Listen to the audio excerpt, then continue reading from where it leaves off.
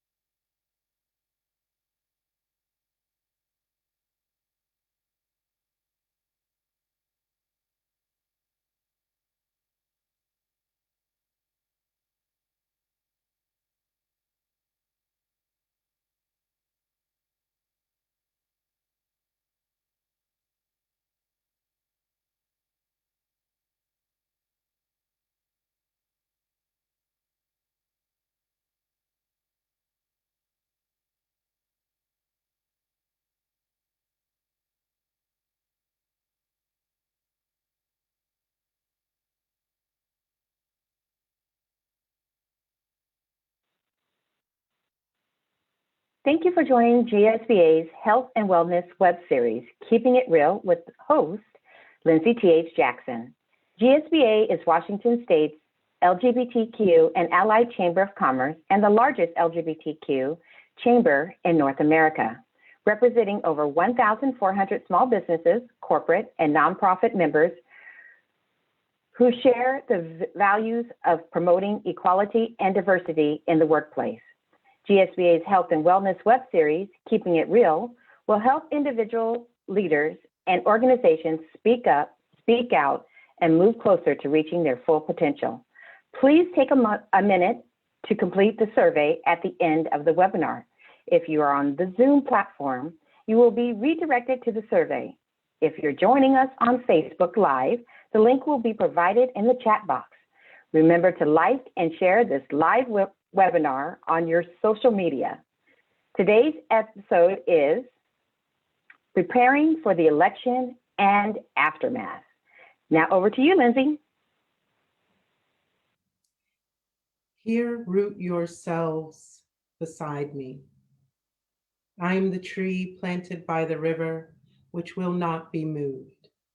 I, the rock, I, the river, I, the tree, I am yours.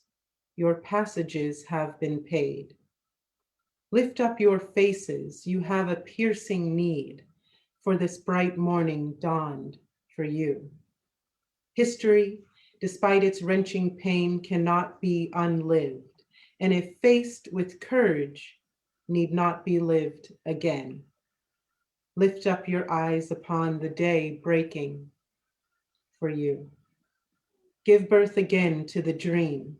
Women, children, men, folks, take it into the palms of your hands. Mold it into the shape of your most private need. Sculpt it into the image of your most public self. Lift up your hearts. Each new hour holds new chances for new beginnings. Do not be wedded forever to fear, yoked eternally to brutishness.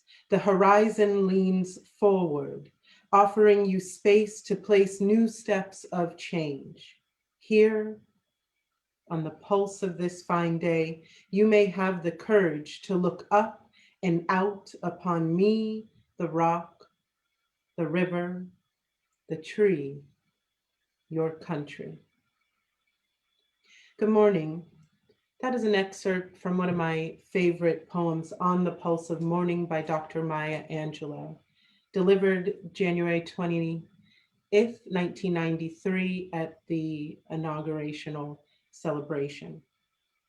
I felt that this poem was timely and really captured what it is that we're going to be speaking about today as we delve into preparing for the upcoming election and the aftermath. No matter what your party affiliation, no matter how you feel in this moment, I believe that you are feeling something and that it is important that you are not feeling that alone.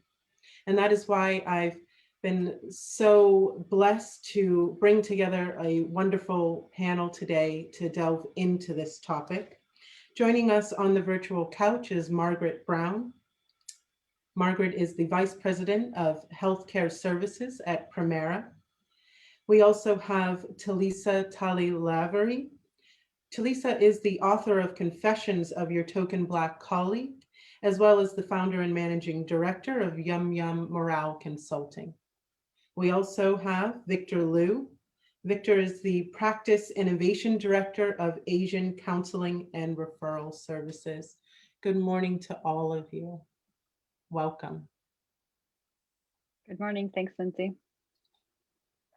Victor, I'll start with you this morning. You have an interesting opportunity and lens into the community, really on a street level, and really getting to speak to people every day who are going about their daily lives, trying to navigate this moment. What, in your opinion, Victor, are the main concerns that you are hearing from individuals as they prepare for the election and whatever the outcome may be? Yeah, thank you so much, Lindsay, for that question. And good morning, everyone. So again, my name is Victor Liu. For this work context, I use he, him, his pronouns. I'm really glad to be here with all the panelists and all of you. So for that question, I would say that as we know that we're living in a very unusual time with the state of the country, with the global pandemic, I think it just adds so much stress and different other components and elements to everyone, and not just the individuals that I have contacts with, but the populations that I mainly work with, that are Asian Americans, immigrants and refugees, and also the LGBTQ plus community members. I would say that, and as I think about how we're preparing for this election with the global pandemic, I kind of want to link it back to the pandemic. At the initial stage of it, the current administration has called it the Chinese flu, or the Kung flu that he said. And that itself has actually created so much racism against the Asian community. And the other thing that I can think of, the very recent incident when the Proud Boys hashtags was being used, it was interesting how the LGBTQ community fight back in the sense that starting to put all these interesting gays individuals showing every section of the rainbow about the Proud Boys hashtag.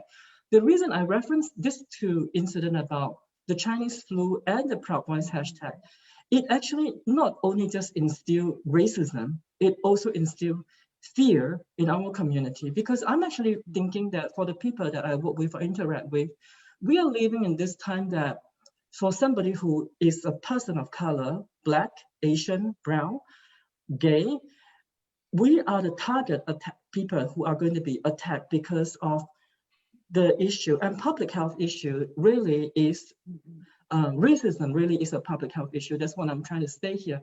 But so our community members probably are living in a state of fear. But on the other hand, I also think that if we are talking about the immigrant community specifically, we're a very, very resilient community. And sometimes we are misunderstood that we are quiet individuals that are passive. And I think that this is a time that I think we are even more cohesive and coming together. I was watching at the voting election counts for the county recently. In the last election, I believe the counts was around 19,000 plus at this time. When I look at it this morning, it's over 190,000. So wow. It tells us a story that we are ready, regardless of the outcome, we are ready. I just think that we just need to really, regardless of our race, gender, ethnicity, and what we stand for, I just think that we should be vocal and vote and pave the ways for ourselves. And I said this last time that oftentimes BIPOC individuals, we may not be at the stakeholders meetings to have a voice. If we don't have a seat, we don't have a table, we make our own seats, we bring our own table. Yes, yes. Show's over. There's the Yeah. lesson for the day. All right, everybody, see you. Have a great coffee. Absolutely. I love that. If we don't have a seat at the table, bring your own table, bring your own chair. Echoes of many great activists there. Margaret, you've also been talking a lot about this need within our community to address the public health outcry that we are seeing right now, and that especially in your position at Premera, you're really noticing that there has been a large uptick in mental health cases, the use of mental health care and access to. What, in your opinion, is that outcry? What is contributing to that in this moment? Yeah, so Lindsay, I think Victor hit on it spot on, that even prior to this global pandemic, we at Premera have had a focus on mental health, and specifically focused on access and navigation. You layer on the social injustices happening, you layer on the pressure around the election, and it is compounding the need for access to services for everybody, but in particular for people of color who have historically had access challenges and health disparities beyond the general population. So what we've seen at Premera across the marketplace is, of course, a growing demand on behavioral health services. In this COVID world, we saw a phenomenal spike in the use of virtual care, and either through an established provider using telehealth services or purely virtual care providers. And a large percentage of that was in mental health. We looked at our prescription claims, and the use of anti-anxiety medications, the use of antidepressants, the use of sleeping medications have increased significantly during this period.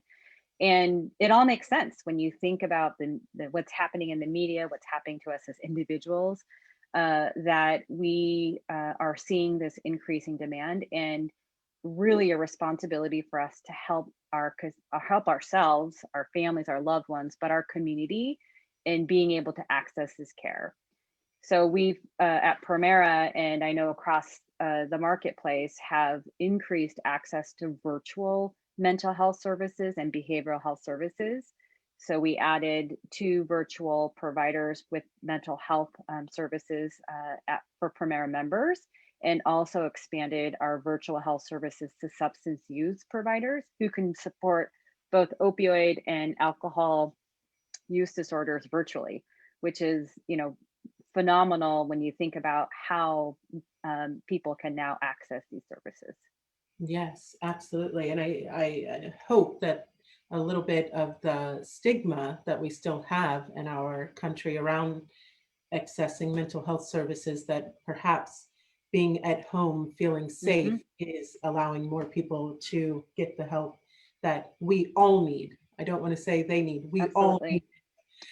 Talisa, you in your book talk a lot about the additional mental health impact of existing as a BIPOC individual, as an LGBTQIA, as a person with diverse abilities in workplaces.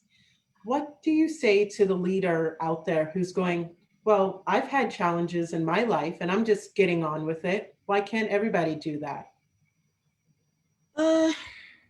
I think that the leader is going to have to take the time to be okay with being wrong.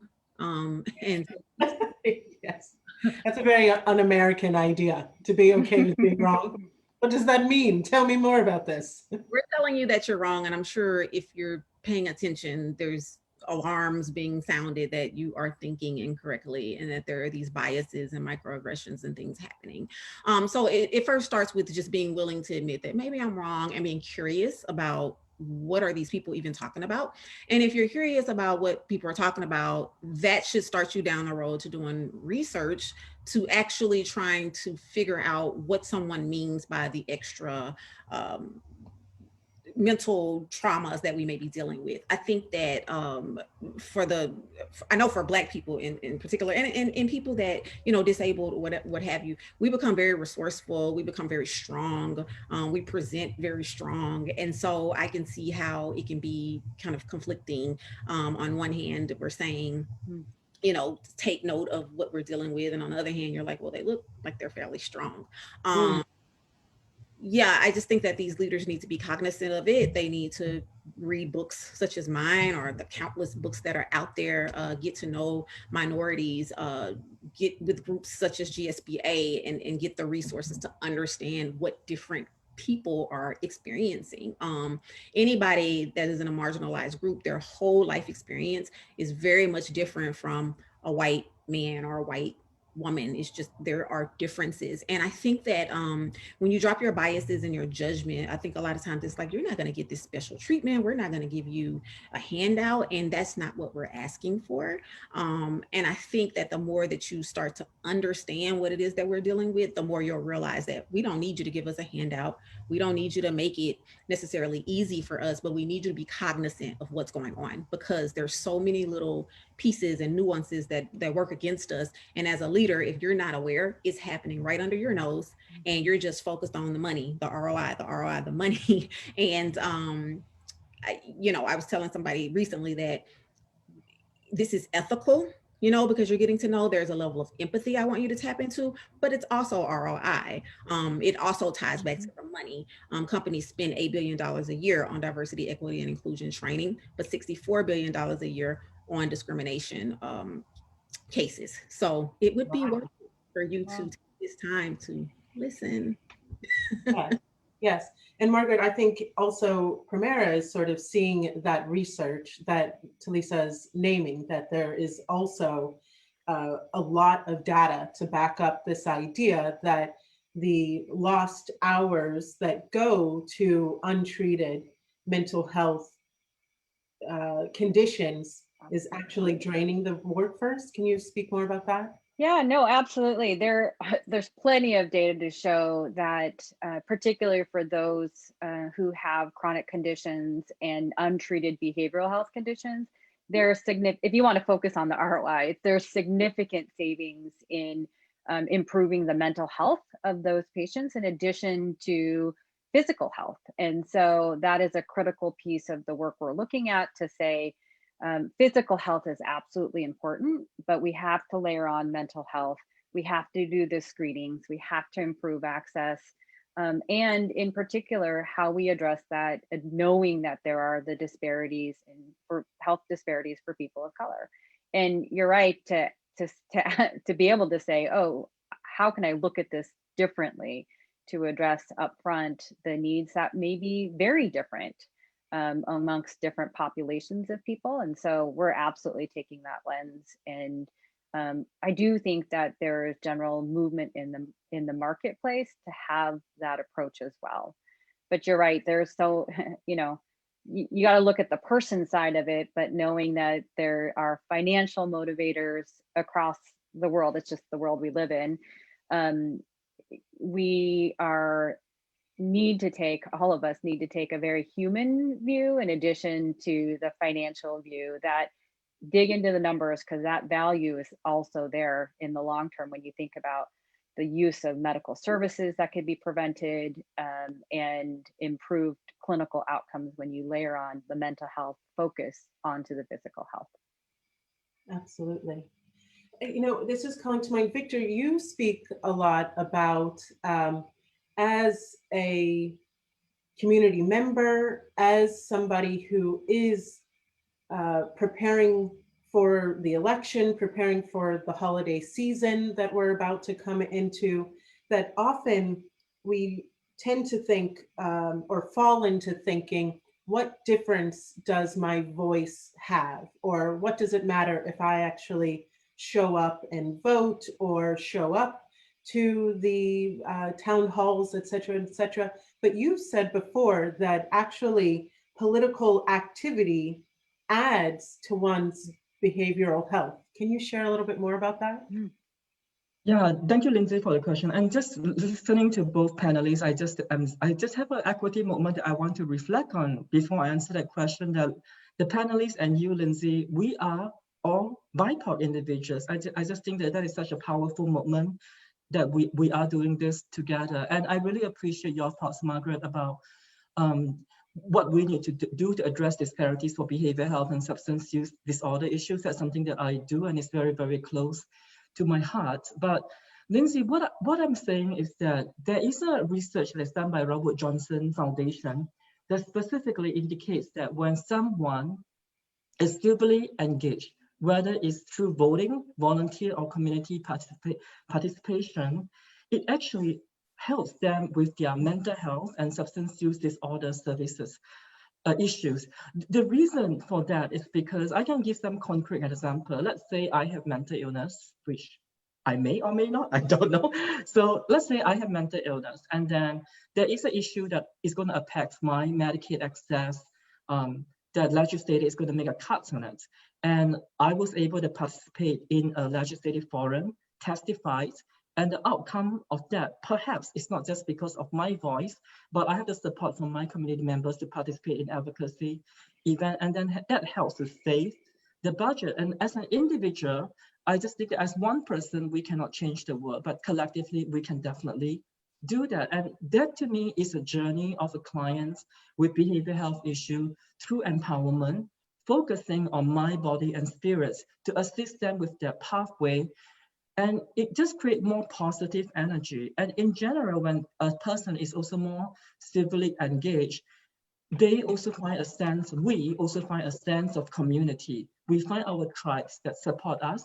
And through that, it really assists us to have better coping mechanism. But I would also say that I have been developing a habit to listen to NPR every day before I sleep. And I'm not sure whether that's good for my mental health. But then I also think that we need to be very cautious to be thinking about, yes, we want to also find that space and a time that we want to find a space and a time at every day if possible to just kind of detach away from these political issues.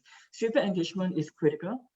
I just cannot stress enough about if we have the ability to vote, we definitely should vote. And I just think that through that process, it really enables individuals to really stable with the empowerment. And one thing that I think sometimes when we mobilize community members to participate in advocacy actions or even register to vote, we oftentimes as leaders neglect to report back the outcome of the advocacy or legislative forum event. And I think mobilizing people is wonderful, but it's also important to share what happened after you went to the legislative forum and when you speak to the legislators. And because when we know the outcomes, then people feel more empowered. That is the linkage that I'm trying to say here. And I will put the link of the RWJ research on there. Thank you for that.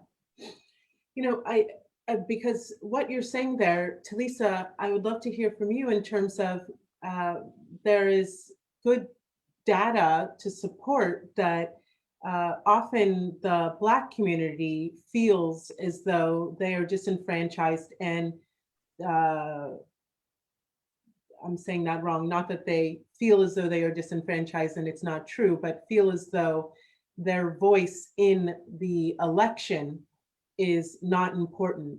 How, in your opinion, in writing your book, in doing your consulting, how are you encouraging people to use their voice in whatever political forum works for them? Oh boy, I'm being bold in the approach. I'm being really bold and vocal in that approach, which is very different from me. I've always been a very diplomatic person, open to, you know, towing that fine line. I've even heard some people still saying, you know, I'm not going to tell you who to vote for, but I'm going to tell you to exercise your right. And I'm just at a point where this is urgent. This is not, you know, 1990. Times have changed. I'm going to tell you exactly who to vote for. And I'm going to tell you to do it quickly and urgently. And so I think that for me, all I can do is just be extremely vocal about the urgency of this and how dangerous it could potentially be. And I'm not trying to be an alarmist. I just think that people need to understand the seriousness. I think people need to understand the small margin that it was as far as how Trump, took office. I think people need to realize that, we thought in 2016 that it was unheard of, or it was a joke, or, we slept on it. And as a result, we've paid for it. And another 4 years, I don't know, as optimistic as I want to be and like to be, I don't know. And so I just say to people, this is just not an opportunity to be politically correct when you're talking to people about going out and voting. This is the time to sound the alarm, and to, pull everybody in, because I feel like, I'll simply say, if you are voting for Trump, you're voting against me. And if you want to know more about that, then you need to look into that. So I just do it with an urgency. Try to give as much education as possible. I try to talk to people about their plan, like, what is your voting plan? Do you want to discuss that? Is there some way I can help you? Do we need to walk through things together?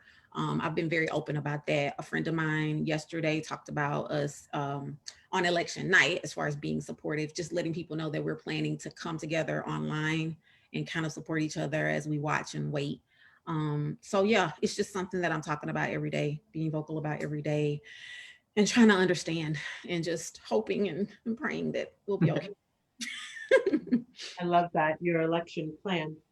Margaret, you've shared a little bit about the role of being both a leader in a very large, well-recognized organization, as well as trying to navigate different opinions, different political views, different cultural backgrounds, and lived experiences, different phenomenologies. How are you, or not, how are you not advocating for using one's voice while also allowing that your team members may have varying opinions? Yeah, so it's definitely a tricky line to walk. I love, Tally, your comment about how direct you're being with who to vote for. And in my personal life, it's completely different than in my professional, of course. In the professional setting, what I've done recently, and it actually started with COVID, it amplified with, the murder of George Floyd and all of the social unrest. And now, as we're approaching the election, it's amplified in how I message.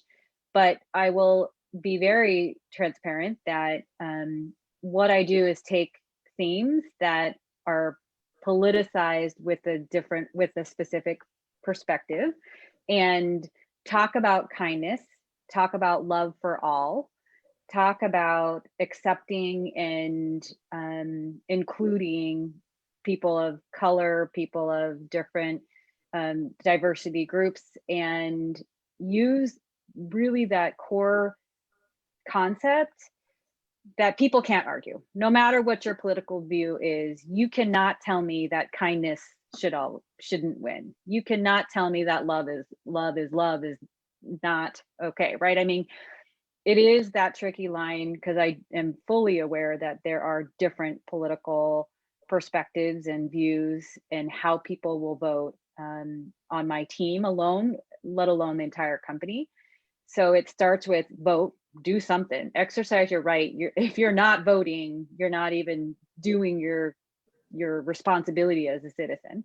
And beyond that, carrying through concepts of kindness, love, and inclusion into how I message to my team. I think people know what that means, but without me outright saying you should vote, you can't vote for Trump, you must vote for Biden. That is the message, that is the clear undertone of how I communicate with my team. Yeah. On that, and this is for any of you and all of you actually, we wake up and somebody's potentially going to feel like the election didn't go my way.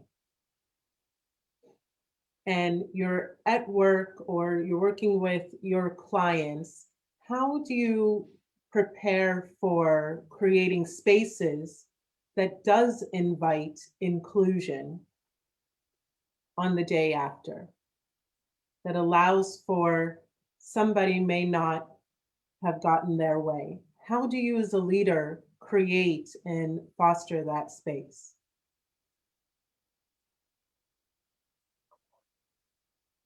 Well, Lindsay, I can jump in first. What I would say is first and foremost, creating space.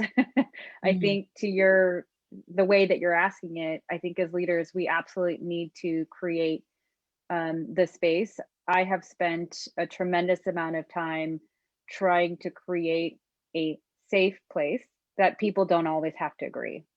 So we've had very controversial conversations throughout this year on various topics that I have a very specific personal opinion on, that I am absolutely aware that people on the team don't agree with.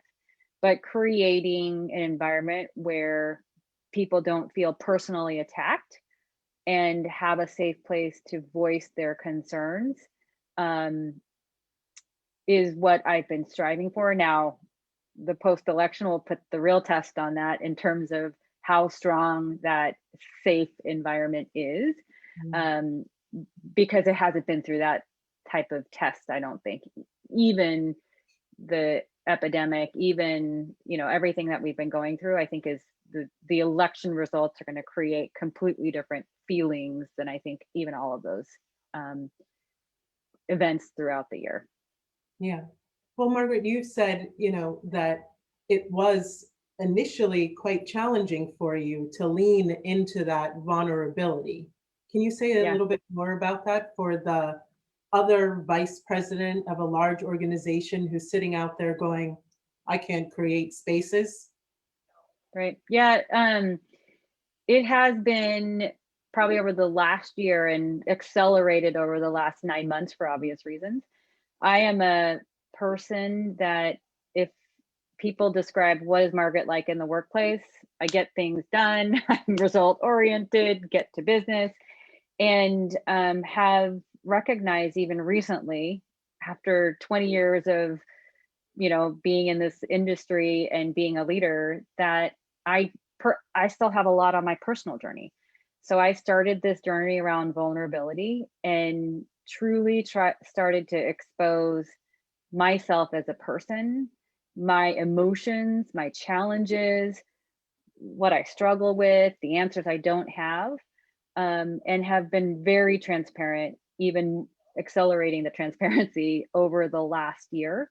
And I don't think it's too late for any leader, wherever they are in their career, to really think about how you infuse vulnerability into the workplace and infuse love into the workplace, which there's no way even 2 years ago that I was in that space the way I am today. And so it's a risk. Was scary, but I believe that based on the engagement, the feedback that I've had with my team, that it has resulted in a different emotional support system that is very different for me, but also different for those around me. And it was it was scary and it was a risk. There are people probably that still feel uncomfortable about it. They don't want to talk about those things at work. And I would say the overwhelming majority do, but there are certainly those that don't want to engage, and that's not forced. They don't have to engage. But I think the overwhelming feedback has been infusing vulnerability, infusing love, and showing that type of leadership is very different and touches people, particularly during the election, during COVID, during the injustice that's happening. People need that even more now than they ever have. And so it's definitely been a learning journey for me. Yeah. I mean, two things that stand out for me. One is that I'm not going to feel bad about all the heart emojis I sent you in my most recent email. They keep going Love with that. it. And two, you know, I think we fall into this psychological trap of thinking because we're not talking about something, that we're also not expressing that anger, that frustration, that anxiety.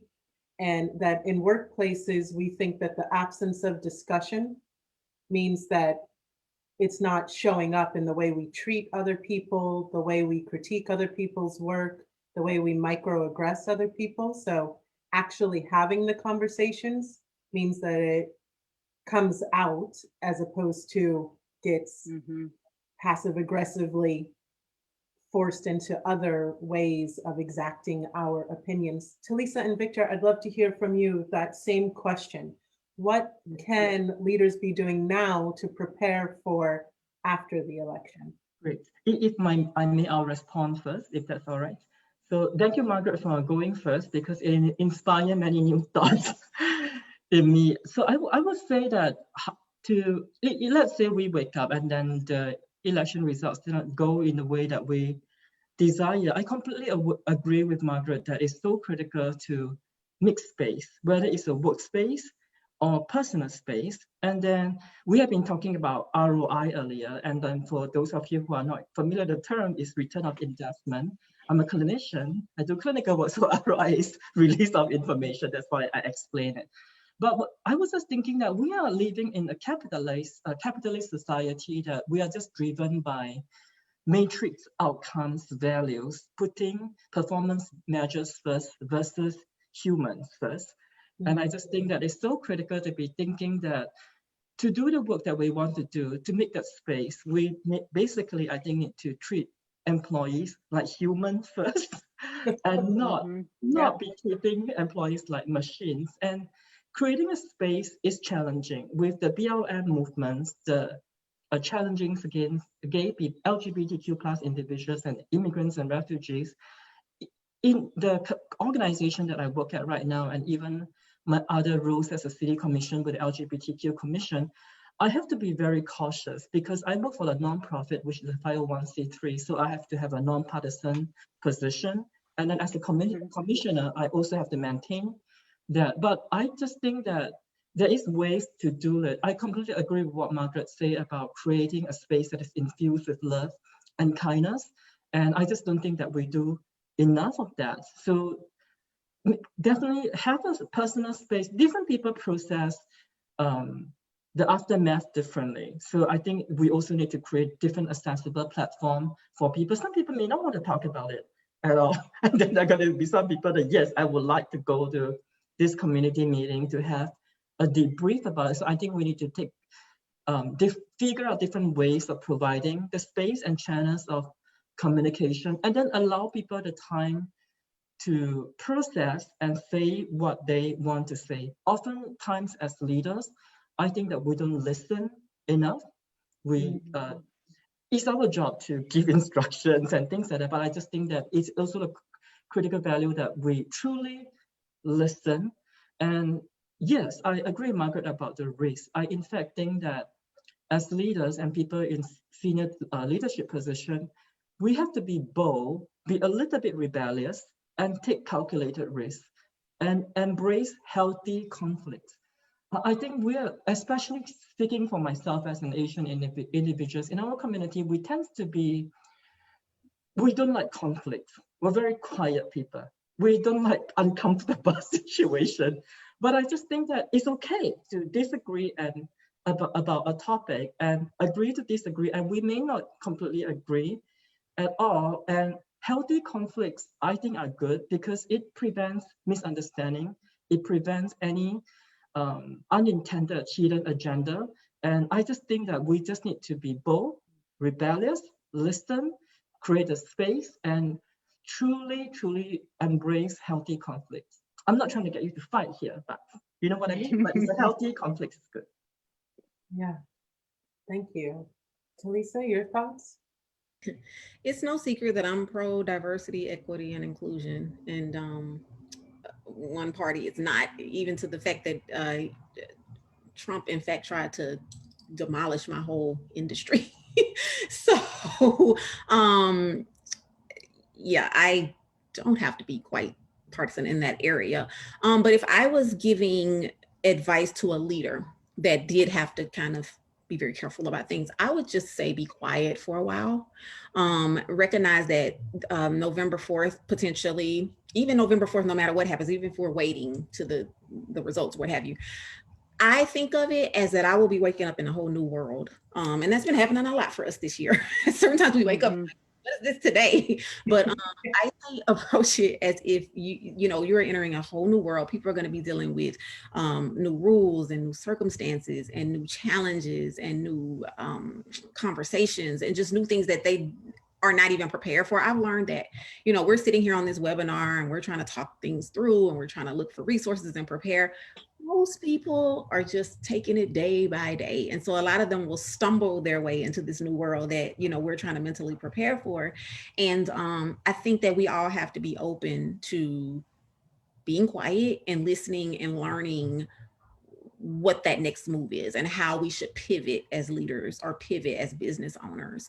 I'm not going to walk into it all knowing and just knowing exactly what I'm going to do. I have some ideas, I have some, strategies written down, but I'm open to who knows what's going to happen and how that's going to happen. And I think that we all have to be willing to just be quiet and to have some grace during that time as well. Because we don't know what people are dealing with. So I think that we all need to be gracious and open to communication as it starts to happen. And like Victor said, be open to that healthy conflict because it's probably gonna happen. But if you can, for a while, I've always said this, if you can for a while, say less, be quiet, then I would advise you to do that for a while. But while you're doing that, make sure you're listening, make sure you're taking notes, and make sure you're prepared to say something. As leaders, we have to talk. So, but for a while, just absorb and look around and determine what is this new world that we're going to be stepping into.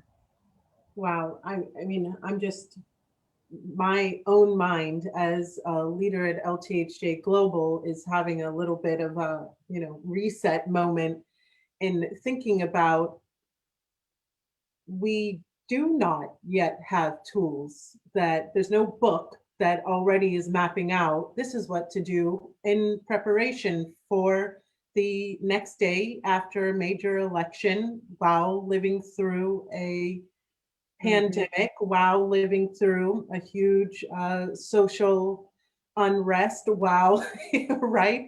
And this idea that I have to go in knowing and trusting that again and again and again, we are making it up as we go along and having to solve for it and create new solutions.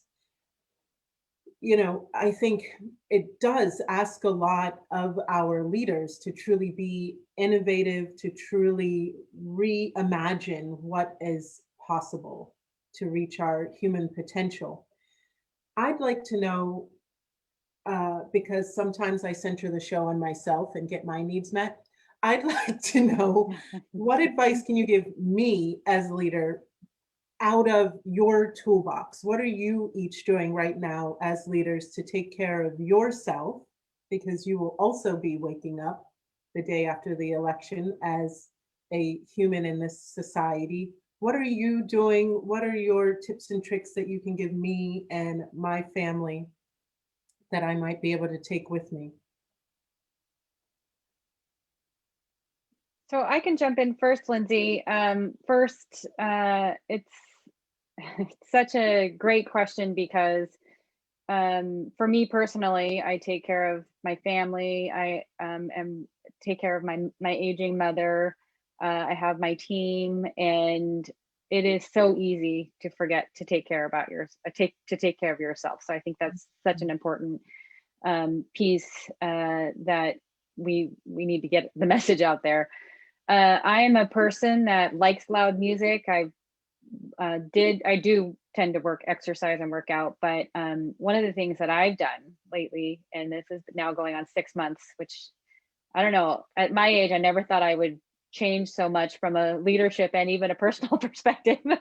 But I started yoga, and I used to laugh and say meditation, yoga, that's not me. My mind's usually racing. I'm a list person. I've got loud music going on. But about 30 minutes, 20 to 30 minutes every morning, I take my Apple Watch off, I put my phones away, and I truly take that time to myself to do yoga. And so it's been 6 months now. I'm a lot more flexible too, but it has been something that I would have laughed at. I think I did maternity yoga 15 years ago when I was pregnant, but outside of that, never really bought into that. And it has been remarkable for me to create that time for myself that I otherwise wouldn't. I'm usually coffee and go, and to be actually breathe, clear your mind, and take care of yourself. So that's one thing that I've really protected my time and created that space for myself. Wow. Yeah. Thank you, Margaret, for sharing. I just love that we have so much things in common. We definitely have to meet in person. Yeah. Yeah, I love it. You should show us some moves about this. You all know that, right? Yeah. Yes. I was going to, Margaret, you should show us some flexible yoga moves. No, just kidding. but it's the reason I joke about we have so much, a few things in common since this conversation is that I'm very religious about yoga. And Lindsay, I'm not sure whether you want to do that. I have this routine now that I'm doing even more religiously, that besides my terrible habit of listening to NPR while I'm brushing my teeth, then I do my 15 to 30 minutes yoga because I don't have a lot of time. And that is the time and space that I have for myself. And I promise myself that when I'm doing that yoga, I don't think about anything at all that is work related or my personal life. I just want to have that focus time. And it really helps me to initiate my day with calmness. And then once I'm done, I take my shower and then I go on with my very busy life. But I think that definitely helps. And then beyond that, for people who know me well, is that I like cardio a lot. So I'm obsessed with fitness. And no matter how tired I am every day, I try to do, people think it's crazy, but I try to do 1 hour to 3 hours of cardio exercise every day. And I just think that to me personally, I think with a fit mind, good physical health, it helps me with my emotional health. And then one thing that I agree about, leaders need to show vulnerability because we are humans, and vulnerability to me is a strength. However, though, I'm also being very mindful of it, depending on the meetings I'm in and the target audience, because I think it can have a negative domino impact. Because if I show that I'm completely stressed that day, it can have a negative vibe that rubs on people. I know I'm derailing slightly now, but anyway, yoga and cardio, that's my recommendation. No, that's a really great point, Victor, because there's a difference, I think, I feel very strongly about between vulnerability and not taking care of one's own behavioral health, and then as a leader coming and making your behavioral health needs now your employee's job to solve. And so I think you're saying both, that part of why we attend to our health and mindfulness and well-being practice is so that we can model making sure that we are getting care for ourselves, so that we are not putting that strain, that unhealthy expression of stress as the burden of our team members. Does that feel right? Absolutely. That's what I was trying to say, that yes, we have emotions and all that. I just think that it has to be the right setting to do that. It also has to be a safe space that allows that trust, because I'm just very cautious and cognizant about my personal vibe when I'm in certain meetings, because I know that it can affect the people that I work with. And if people, oh my God, this is the director that is leading this process and is completely falling apart, then I think that we need to figure out, not that we cannot show our emotion, I just think that we need to figure out a balance and the right space. And hopefully we have another person that we can talk to and vent, because we all need that space. And hopefully it's not just your spouses or partners. Yeah, yeah. I think there's something so powerful in a leader being able to say, I just don't have it today, and I need to go take care of me. And so I am going to allow someone else to lead this meeting or lead this project so that I can model taking care of my health the way I encourage each of my team members to take care of their health. Absolutely. Talisa, what are you doing? Yeah, so keeping in this theme of preparing to walk into the unknown, I have a very light schedule the week after election day. And I would advise any leader, and so that kind of lessens the anxiety leading up to it. And I would advise any leader not to like do new meetings or anything that's strenuous or hard or challenging or that takes a lot of focus if you can, and to also probably do the same for those that you're leading or partnering with. So for me, it's just been intentional that I do very minimal the week after, and that I'm like almost on autopilot. And again, like I said, I feel like that will be helpful during that week, and it gives me that space to be quiet and to listen and to absorb and to plan. And it just keeps me calm as we lead up to the event. And I think too that as leaders, what I would hope that you would take from this is that you don't feel this pressure to move and act so quickly. And there will be some that will, and there will be some that need to. There are people that while I'm listening, I want to hear certain people that are in that position. And I guess you need to decide where you are. But for me, I tend to like to, in anything that I do, I want to assess the situation where I am. And because I have this strong feeling that we're going to be in a completely different world, I just want to have a very thin schedule that week where I am just listening and talking to people that I can trust, and, you know, brainstorming with people that I can trust. So, Yes. Today, I want to open up the panel to our community, whether you are on the call or joining us on Facebook or LinkedIn. If you have a question specifically for Margaret, Talisa, or Victor, please go ahead and share that now so that we can get that in front of them and get your questions answered. While we're waiting for that, I'd love to know what your thoughts are on, there's someone on the call today that is feeling as though they really don't know where to turn. They're a leader who is potentially not feeling as though they have the support networks to make that call to say, I don't have it, I actually need a break. Or there's a team member that isn't in a culture right now where they can make that call. What's your advice to them?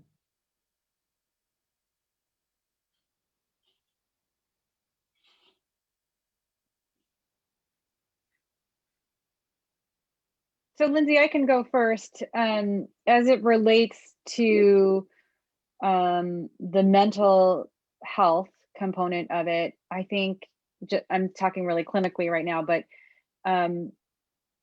using all the available assets, you know, I think as from a Primera perspective, we offer EAP counseling at no cost, or for usually 8 visits a year. But really, I think the first step has to be, well, first step is acknowledgement, which is great, but understanding where there are tools that are available. I mentioned the virtual care assets that we have. From a Primera perspective, we offer Talkspace, which is text-based therapy, and we also offer Doctor on Demand behavioral health, which is face-to-face or telephonic. And I've used both, and I'm pretty open about it, that from a mental health perspective, not being afraid to reach out and use the assets that are available, whether it be your doctor or nurse or counselor, physically through a brick and mortar telemedicine, or through understanding what benefits you have access to, making that first step to try to understand and access the resources available. And that's a very clinical answer in terms of, you know, what should leaders do. But I think acknowledging that you as a leader need to take care of yourself and address your needs without creating that burden on your team. I love how you connected that, Lindsay. And knowing where your resources are to help tap into what's available to you, I think is important for everyone to know. Thank you. And Yeah. here's one final question from our community. What communication strategies do you use in your teams during times of crisis? And that's from Vito Valera. What communication strategies do you use in your teams during times of crisis? So I can tell you, sorry, if Victor or Tally, you want to go. I can tell you that what I've done in the last 6-9 months now, I'm losing track already. I use email, and while I used to use email, we use daily email to communicate. I started sending a weekly email to my team, addressing proactively whatever topic of that week. Typically it started with COVID, but transformed pretty quickly. And it was a way to build that safe space I was talking about. And quite frankly, it's therapeutic for me to be able to put my thoughts into the universe written. First commits me to something, but also takes weight off of my shoulders. So it's sort of selfish for me to be doing that. The other thing that I've done is we use Teams at Premera, and we have hosted a series of open forums. So virtual team meetings with no topic, no agenda, come if you can, let's share what's on our mind. And those meetings have been well received as well. The emails are probably easier for people because I've had individual responses that people might not feel comfortable sharing in a team forum, but those are the two primary communication channels that I've been leveraging quite often during this time of crisis. Yeah. I will share very quickly too. I agree with what Margaret has said. One thing that I think what I have been being very mindful is that before we start any meeting in this global pandemic and very stressful time with the upcoming election, it's not starting a meeting with business agenda. Like truly ask people, how was your day? Because I think we neglect to do that. We sometimes go straight to, okay, this is the agenda, this is what we're gonna do today. It goes back to what I said earlier on, is to treat people like humans and not machines, with dignity and respect and compassion, by being authentic and asking them how are they doing in a good way, and allow them to say whatever they want and have the ability to process it.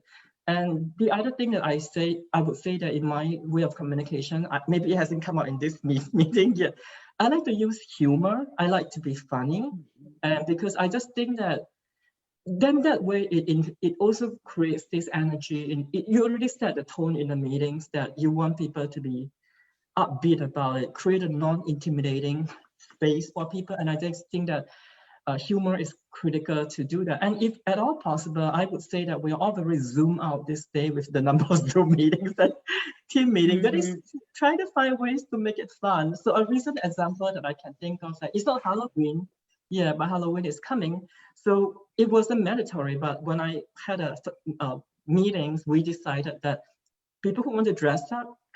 And then we just did this early Halloween thing. And it created this fun thing. And I was glad that my colleagues, friends, and peers joined me in that process. And I'm sure that we will continue to do things like that infuse that fun. And the thing that if I don't mention, I will definitely regret, is food. If at all possible, even in a virtual meetings, eat together, cook together, share a meal together, because food is a universal culture and it feeds more than a body, but it nurtures the soul. Yes. Oh, I love that. Yes. Talisa, final thoughts? I think that in all that you were doing, just be able to check in, not only mentally how you're doing, but check your morals. Lindsay, you mentioned that there were people that potentially said, I don't have the resources, I don't have the space, I don't have, you know, the flexibility to be able to speak or what have you. I think that you need to ask yourself if that's really true, and can you afford to even say that based on your mental capacity and your morals and just your overall goals as far as being a leader and what your mission is and what you want to stand for. I've had a very recent conversation with myself about what I need to do versus what I feel needs to happen. And so I think a lot of times we need to just really stop and ask ourselves, is that really all you can do? Is that really your only limitation? Or, you know, is there some room there? So I would leave people with that. Yes. Yeah. Is that the story you're telling yourself, right?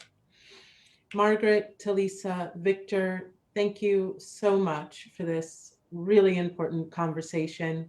As always, I've learned some things that I'm going to take into my own life. And I hope for all of those who joined us from home or from wherever you are today, that you have some great insights that you can add into your toolbox. And just know that we will be here, GSBA, LTHJ Global, we're here to support you. You can send us an email anytime. You can contact us online if you need a pep talk or just to feel seen and heard. Good night, everybody. Thank you for having me.